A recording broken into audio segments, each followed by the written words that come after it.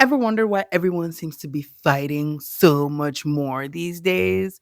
If you're not too proud to admit that you might not know enough about conflict or how to manage it, and you want to be an active participant in the global pursuit of world peace by developing skills to practice peace daily, you're in the right place. My name is Odera, and I'm on a mission to report on life changing dispute resolution skills that the legal system uses and benefits from so that we can stop all this fighting and make actual strides towards peace. Charlie Chaplin said, I am at peace with God.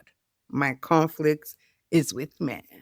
And I think that captures just how natural conflict is to us as human beings.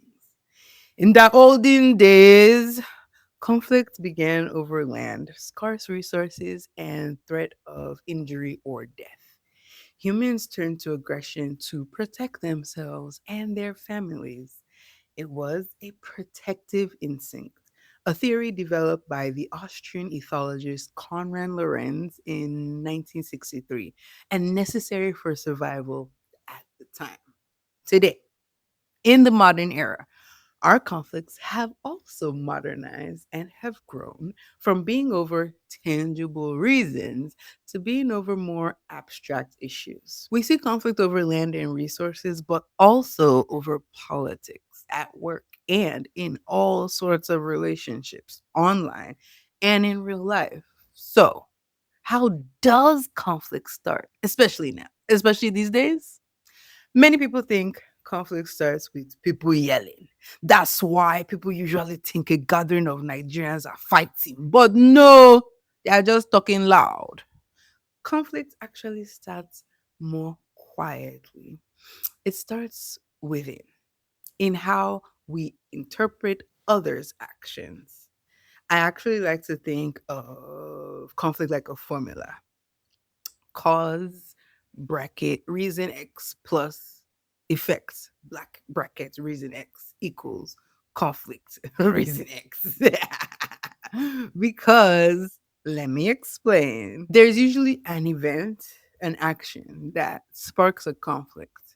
That action causes a responding action. And there's a reason for the initial event that the offended party doesn't have the full perspective of. There's also a reason for whatever reaction that follows. I will put it in more practical terms. Let me give you an example. Imagine your friend doesn't reply to your text, but you see her commenting online. A conflict has a reason. The cause. She ignored my text, but look at her kikiing with strangers online. The effects.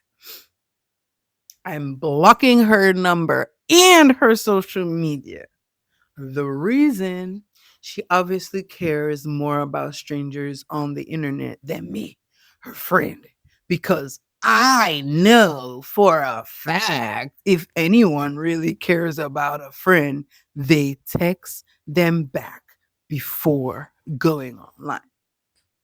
But the reason X, the side of the story you're unaware of, could be she's overwhelmed, she forgot, or she's dealing with something you know nothing about and she's distressing by scrolling through Instagram, social media with her phone on DND.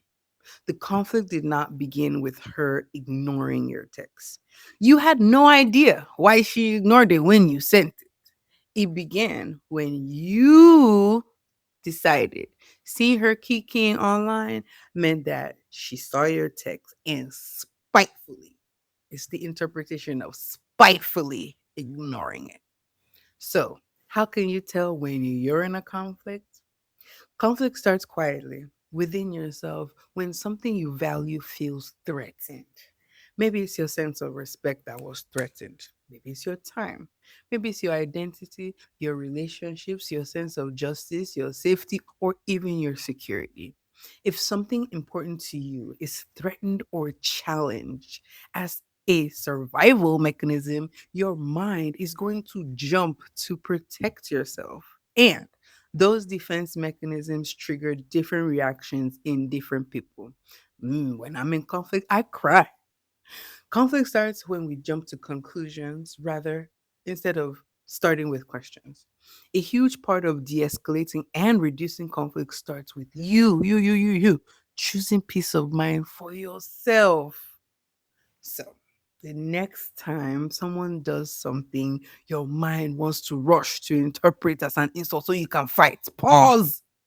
The decision for a conflict to erupt begins with your choice to ask instead, what else could explain this?